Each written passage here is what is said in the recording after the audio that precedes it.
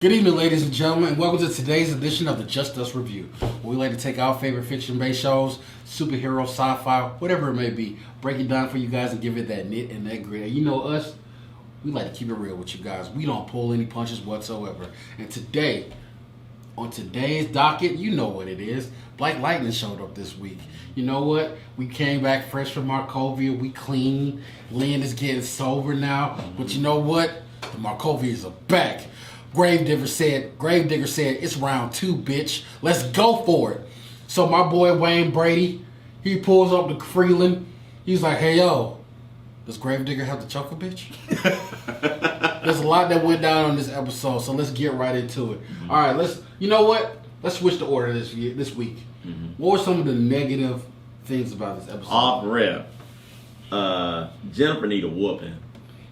So, I mean, pull out the bell before you... Didn't I tell you not to... Before you go in deep in Jennifer, snatch some of that switch off and share it with Geo for it. Brandon, yep. Because, let's stay on Jennifer first. Yeah. Hold up. I gotta say one thing before we get on Jennifer. Mm-hmm. There was a scene in this episode where Jefferson is flying using his Black Lightning powers, and the whole time, noticed it too, right? And I'm like, yo, well that too, but I'm like, yo, he's passed over a lot of good switches. Like,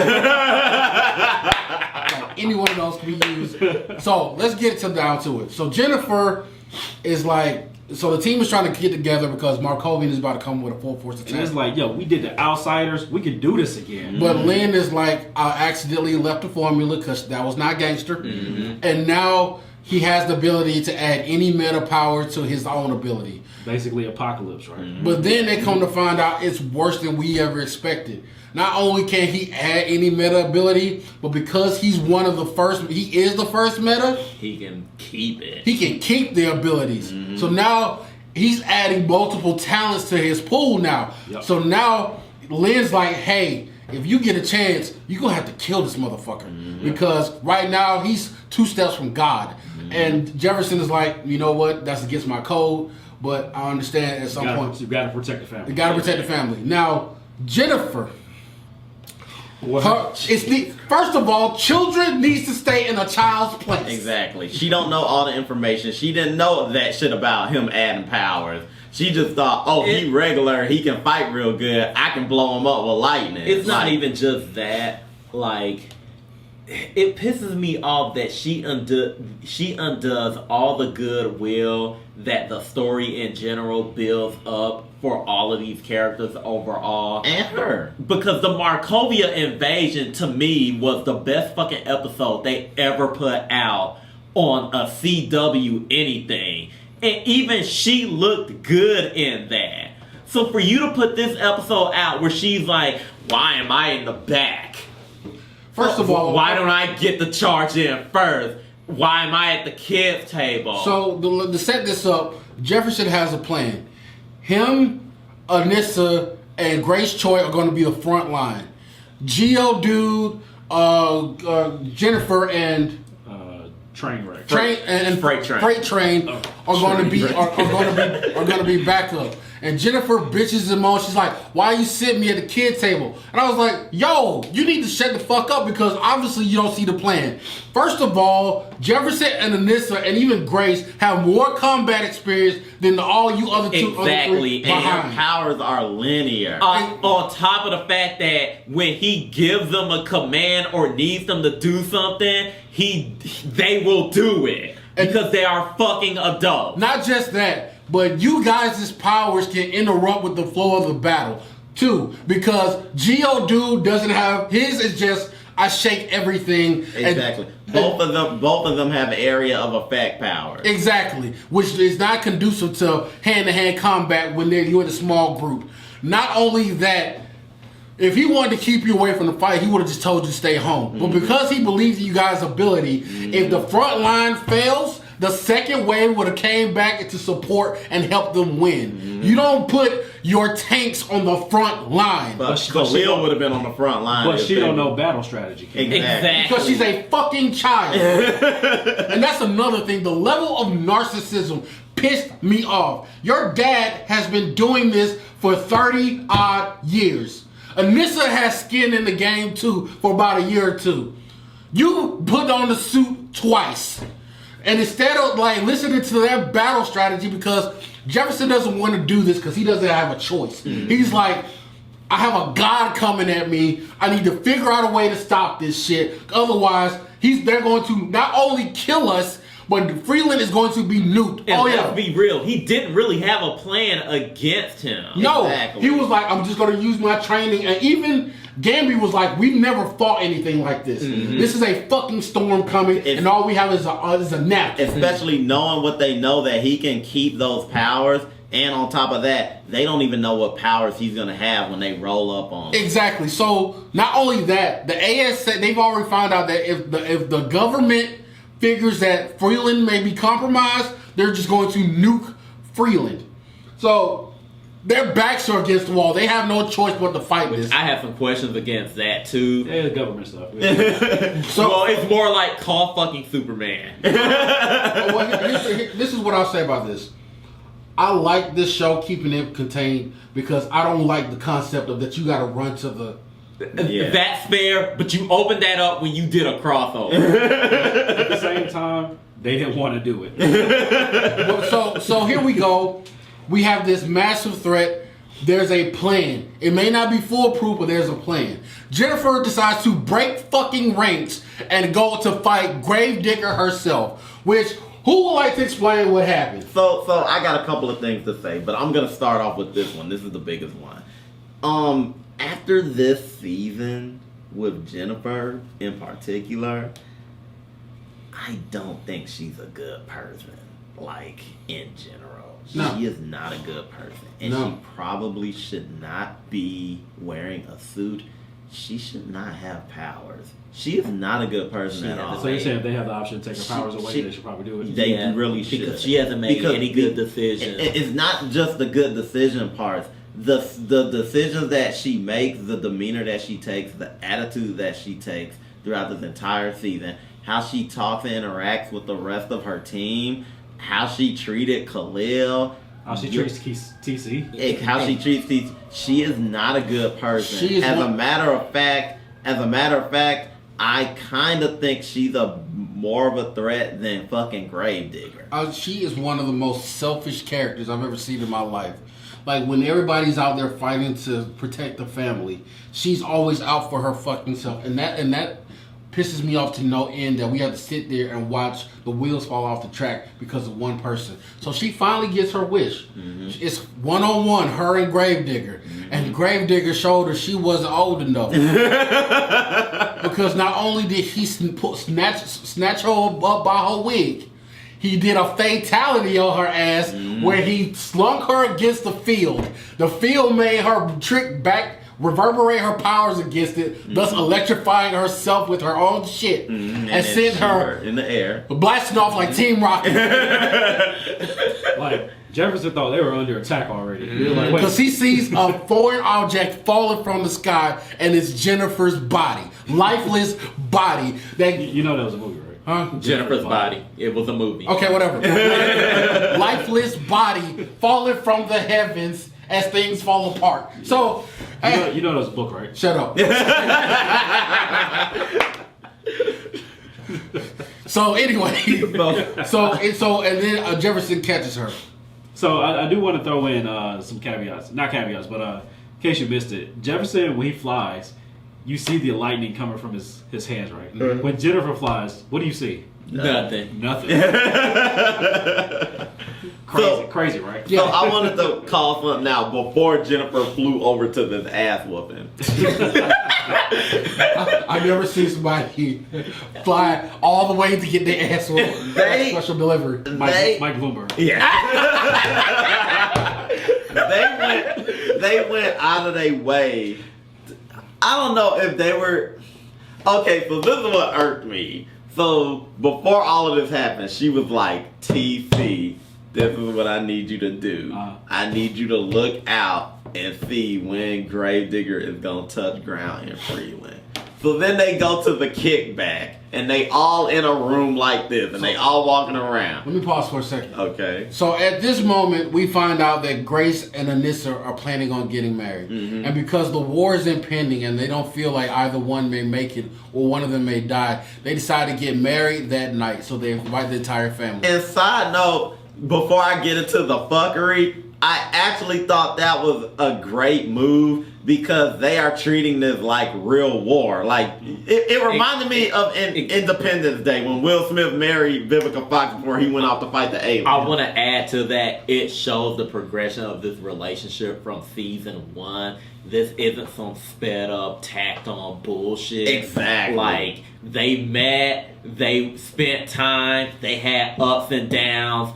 Anissa literally tore apart the city to look for her, and then she came back and then risked it all to send her away. And then she fought for her mother. Exactly. So. Yeah, like this shit is real. Exactly. So that was a question that like at this point, if you're a viewer and you question it, if that's too soon, like something wrong with you. Doubled by the fact that immediately when they said they wanted to do this now, like the family, like let it happen. Exactly. They were all in. And the only question they asked was, "You not doing this because you think you're gonna die, are you?" It wasn't a thing of, "We thought you was gonna give us baby." like Lynn's drug habit didn't release some blatant homophobia or something like that. Where's the green light? I don't agree with homosexuality. And Jefferson was like, I'm sorry, it's the withdrawals. And Jefferson was like, "Shit, Negro, you was part of the family from jump anyway." Yeah, like so when he goes over like Lynn goes over to check, he's like, "Anissa, make sure you do this for the right reasons, but other than that, you have my blessing." Mm-hmm. And Jefferson walked over to Grace Choice like, "Yo, you my." So you were getting to something. Okay, so I gotta get to the stupid part. Okay, so throughout the kickback, like her and TC are like walking around the apartment, and they're talking to each other on cell phones. Now, despite the fact that's so fucking stupid that you're over there and I'm over here and I'm talking to you on the cell phone. Fucking loud. Yeah, loud, by the way, where motherfuckers can hear you. Ain't no music or whatever on. Yeah.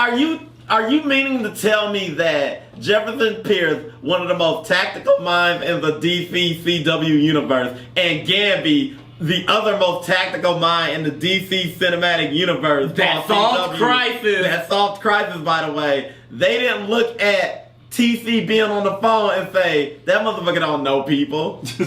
Why? Who is he talking to? Who is he calling? Exactly. Everybody he knows is in this room. Exactly. You only know Khalil, and he pulling a Sasuke right now. So hold on, to double back off that one. I thought TC. I didn't understand this one. TC, you're older. Mm-hmm. If you. Okay, TC, you up there. But at a certain point, my thing is, why would your loyalty be more to Jen than it would to be the Gamby or even Black Lightning? Why would you bow down to what Jennifer said? Even he knew this was a bad idea. Because on the one hand, while Gamby was the first person he met, on the other hand, Jennifer is more approximate to his age, not his physical age, but his mental age. So it's like, you're up here among me. We are seen as the same age. We are seen, even though if I had been allowed to grow up, I would be more Jefferson's age, and I would tell you, "Don't you take your ass outside." But since that didn't happen, I'm more your age, so I'm gonna try to cling to you because you seem to be one of the more popular kids. Okay, right. So I mean, I think that's pretty much all we got to say about Jennifer. Now let's go to the other low point of this episode. Head and Shoulders. All right. Can I take this? Also known as Geodude. Yeah, first of all, he's a fucking idiot. And his hair is stupid. I am sick of looking at this goddamn kid on the fucking TV. He looks like he does yoga next to trash cans. First of quick aside, I like the fact that his name is Brandon Marshall because that goes to Breon Markov, aka Geo Force. So whatever. It literally could have been anyone. I want the original Geo dude back because this kid sucks. So, like, and I could be wrong, but this was the stupidest scene I've seen on TV ever, which was, well, first of all, let's set it up. He walks in, security, whatever, we don't give a fuck. Hey, Brandon, you can go see Dr. J's, even though you tried to kill this bitch before, whatever. He walks in, and she's like, hey, Brandon, how are you? How did you get past security? Like he just didn't try to kill you. Yeah! And he's like, oh, you're gonna tell me what you did to my mama and where my daddy is, or else. And then it cuts to, and like, she's tied to a chair and he's playing Grand Theft Auto or some shit. And I'm like, seriously? This is the big conclusion to that. So here's my deal. Are you really? So here's my deal. I don't think he would steal a basketball in the game. Fuck it. Sorry. So here's my deal about him. This is the most unthreatening kid I've ever seen in my life. Like the whole time he was trying to look hard, I started laughing. I was like, this is a joke. Like you steal bubble gum from kids in the playground. That's what you do. So the whole time you got Jace tied up to your sex chair.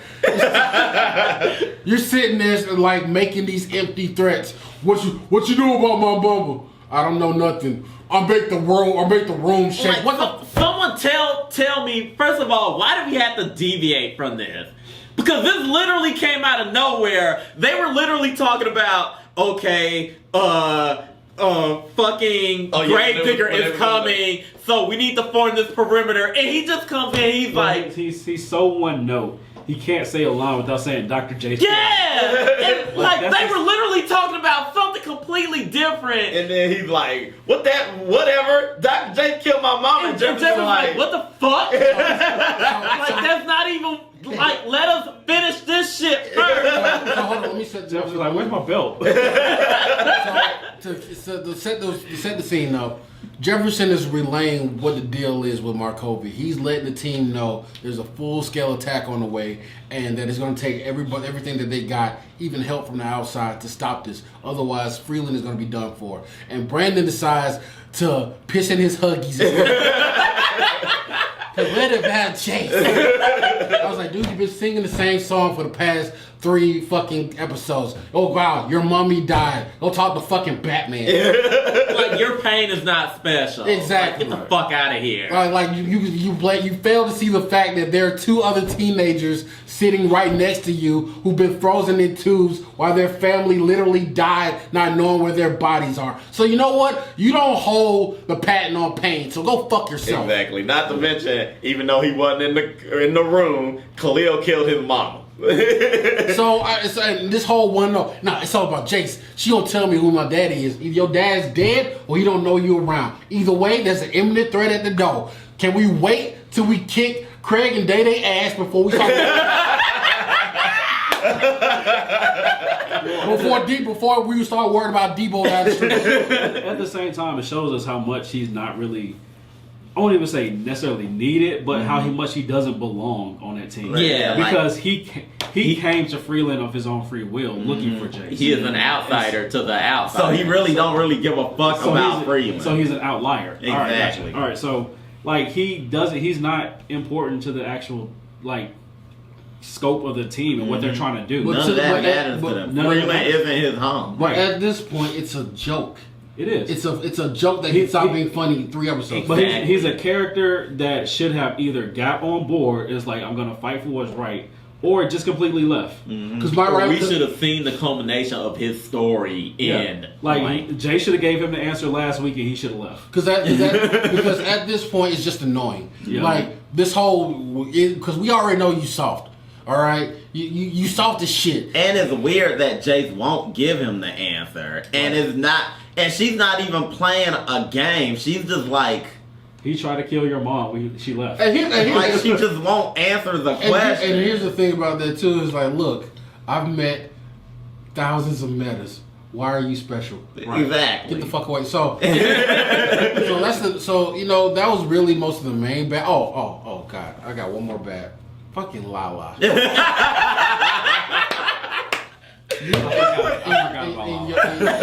In your V-neck triple small shirt. The Lala Jill Scott shit needs to stop now too. Yeah. Because I think it kind of has stopped, bro. Because like right now you're giving us mixed messages about Lady Eve. Either she's this badass who had her own syndicate, or she's just a madam who gets overrun by OJ the Juice Man. Because the shit should have ended last week when she gave Gamby the shit. Exactly. Now she comes in like, I want my feet back. And the fact that Black Lightning and Thunder had to go to Lala for what is the dude with a gun going to do? I mean, on one level, it makes sense. We need some expendable bodies. Okay, it's not like he comes immediately back. No. He got the army. He got the group. Yeah, he had guys. Okay. I get that, but you already working with Odell. Give me Wendy and whoever else you got in pipes. Buffalo Gal. Give me Wendy and Buffalo Gal, because Lala don't play right. So anyway, they go to Blah Blah for help. He's like, go step. Well, he ain't got nothing to do with this. Now, outside of that, I think that's pretty much it for the bads. Let's get to the... Wait, because I'm not done with Jill Scott. Because there's also Odell to go into it. That was such a weird exchange, because she's like, I want my feet back. And he's like, what you got for me? And she was like, I think you know what I got. I got that suitcase. I know the location of the suitcase. And Odell, oh my God, he was drooling real quick. He played his card. Yes! Don't play your hand too fast, man. If this was a poker hand, we know he was literally holding his card. He was like, I'm doing it right. Literally, this is how the scene went. It went, there's nothing more that you can give me that I already don't have or know. It's like so, I can bring you back to life if you die. Exactly. He's like, nah. He's I'm like, good. no. I've lived my life to the fullest. There's nothing more that you can possibly give me. But I know you want the location to the food case. What?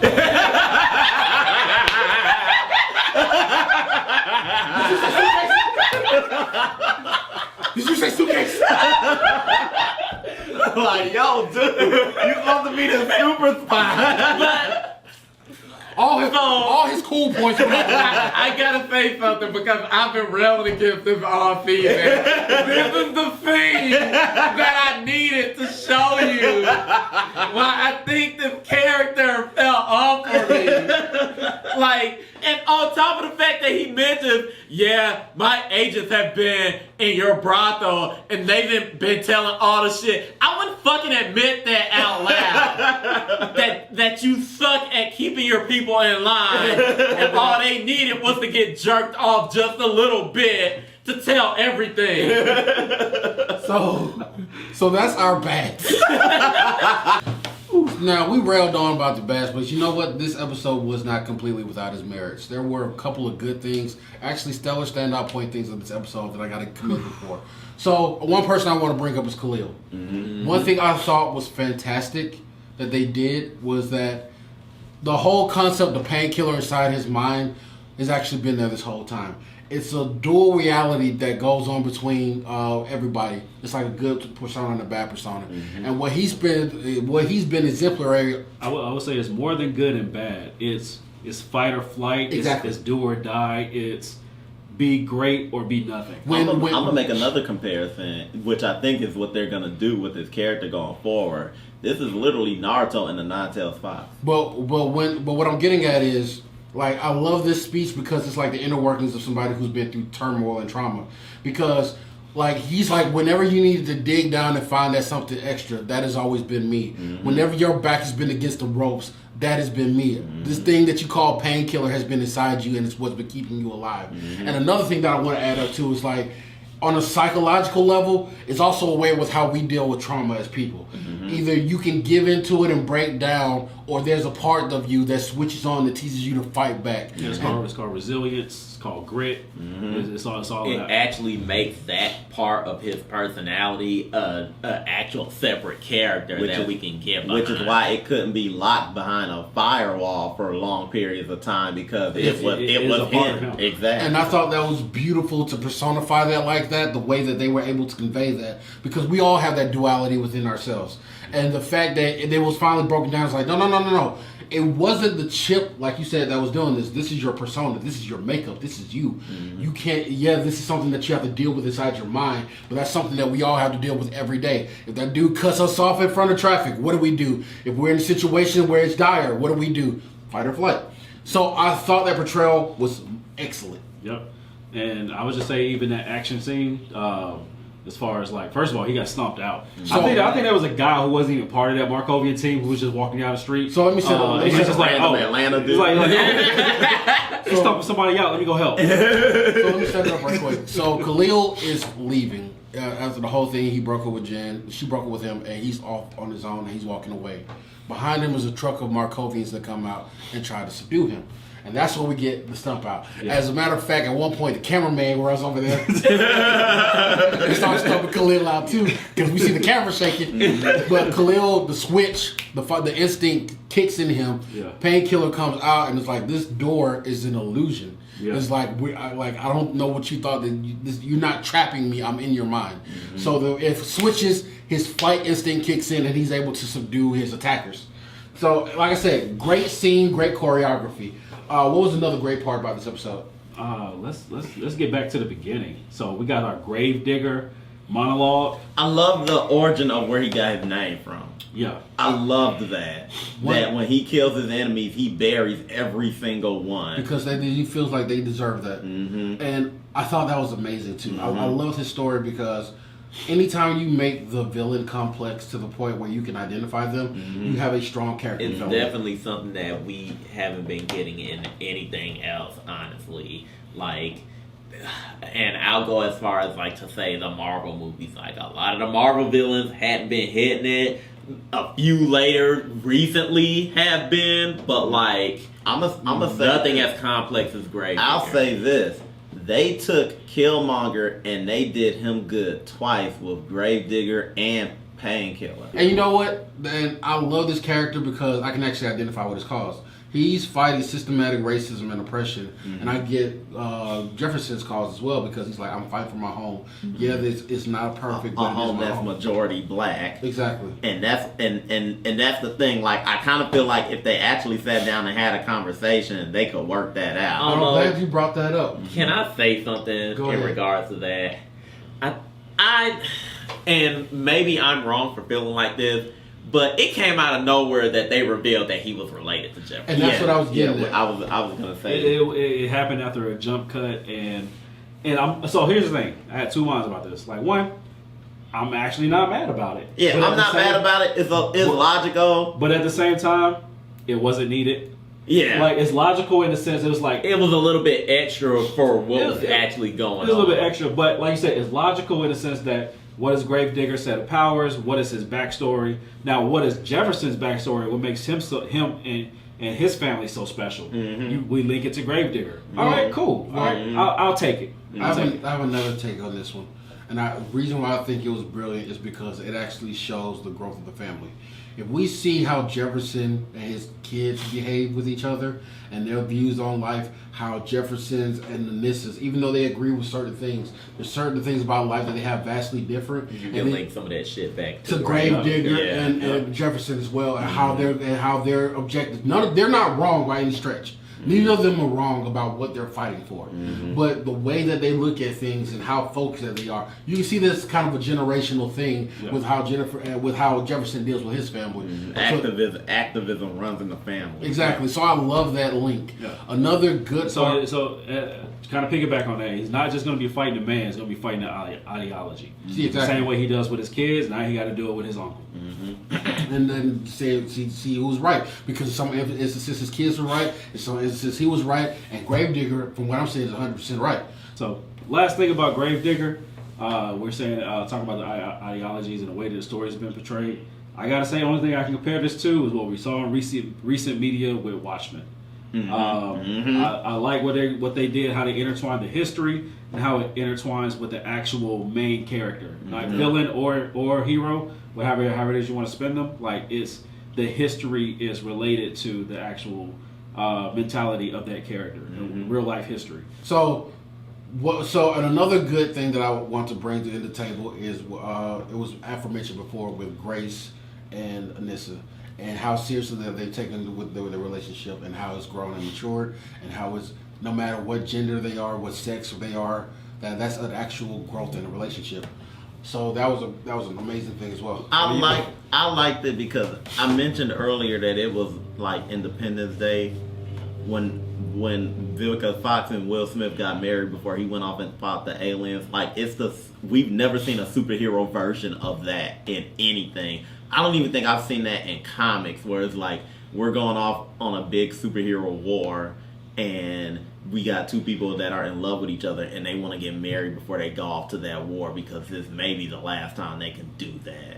And I like that because, like I said, I've never seen that in superhero medium, and I've never seen that in the comics. I'm not saying it never happened in the comics, but they ain't did it in X-Men. I know that. So, speaking back off of that, before we get off of Grace and Anissa, we gotta talk about the powers. So this chick over here moving furniture. Exactly. She over here trying to start her own movie company. And you said this off panel. I feel like they're trying to realign Grace's powers with what she actually does in the comics because she's Amazonian and is super strong, and she wearing a lot of wife beater-esque outfits when she's around the house, like tank top, to show off the tattoos and whatnot. So that kind of aligns. I like what they're doing with that. Great way to retcon, by the way. That's how you do it. And even the explanation that they gave behind it was like your body is trying to morph to keep up with your abilities. But there was secondary evolution. Yep. But there was another scene that happened in there, and it was in the very beginning that I thought was amazing, and it wasn't even that much that was going on. It was the way that was acted. So Gamby and Jefferson are talking about the oncoming battle, and this is the very first time we've ever seen Gamby worried about anything. Because Gamby's like, "Look, I've seen some shit. I've been through some things, and honestly, I don't see a way for us to make it out of this." Even Jefferson was like, "We can win," and then Gamby was like, Gamby has this expression because like he gets silent for a long time, and like you can almost read his mind where he's like, "This motherfucker doesn't get it." and in that moment, like I said, this is one of the most well acted moments because he looks over to Gamby and he's like, "Everybody has a weakness," and Gamby's like, "This guy doesn't look like he has any," and he's like, "There's always a plan to find somebody's weakness and exploit it. But what do we do in that situation when we can't find one?" And then at that point, you see Jefferson's face because he immediately loses that will to fight for a minute because he's looking like he's fighting a hopeless battle. Now I'm gonna say this: had that not been interrupted by the child coming in and saying, "Put me in," like that would have been something to really dig in deep about. It was almost like she wasn't actually listening. Exactly. Like, this guy is a problem. Well, no, and that's another thing that, and like you said, until she interrupted. But that could have been a powerful moment because as they're talking, Jennifer is she's listening in on them. And for her to hear not only the fear in Gamby's voice, but her dad's voice, she'll let her know how serious this was. Exactly. But at the same time, she feels like people underestimate her and she overestimates her ability. So hopefully she got her come up into her wake up call. I feel like it's more like she has this mindset of, I'm a killer. Well, not just that. It's also a youthful thing. Because when you're young, you think you're invincible and you can't die. Because her powers exceed her dad, she thinks, "I'm stronger than him, I'm better than him." No, that's not what that means. That means that you have the potential to be. Because you do not have the same training and tactical input as he does. What that actually means is you have more responsibility. And as a matter of fact, the fact that you use your lightning in this huge gravitas way shows that you don't have any restraint, which means that you have no sophistication to your powers. Exactly, you have no subtlety to your powers. Exactly, because you're a fucking child. I will say, I do like how they animate, CG5, whatever, her powers, like that is like it's basically the Phoenix. It's the Phoenix. It looks dope. Phoenix Like when she flew up to do her little dive bomb, and she was like I'm literally quoting X-Men quotes from the cartoon. I am the guardian of the crystal. Like that was the pose. Like I remember that from X-Men. So they do her powers a very, very much justice, but you know she's still a problem. And another great part of the episode is the ass whooping she took. She needed this L so bad. Yeah. Because when she was fighting Gravedigger and she realized her powers weren't working, the level of fear that went over her face. She was like, "Oh shit!" Like she knew she fucked up, and she tried to put everything she could. And Gravedigger was like, Is that all you got? "Is that Exactly. But you're supposed to be the one, huh?" Cause she been walking around the whole episode. I'm a big kid now, and then when the time came, oh shit! And then, I don't got this. and she walking out with her chest poked out, like yeah. And then as soon as Gravedigger showed up, my mama gave me that change. You know she gonna cry on it. She gonna cry in the air. But any more good points we need to point out? Shoot. What else? I mean, this is minor. Your boy TV trying to kick game. I thought that was fine. Whatever, sure. I'll let it. But all in all, this episode, I mean, it wasn't terrible. It was actually pretty good. All in all, I have it graded like a B. I think some of the stuff that Jennifer did had to be a growing pain that she had to learn for herself, because sometimes kids have to learn that the stove is hot. Like I could see her story happening simultaneously with the rest of the story. The only thing that doesn't work out of all of this is Brandon's story. Yeah. Like Geodude's story does not fit in with all of this. Because I'm like, if you were so hell-bent on finding out where your mother or your father is, then why are you sitting there playing video games while you got the person who knows tied up? Exactly. And what And makes it it just so looks fucking contradictory, what makes it so contradictory for me, and I guess you could chalk that up to that was just a role he was playing at the time.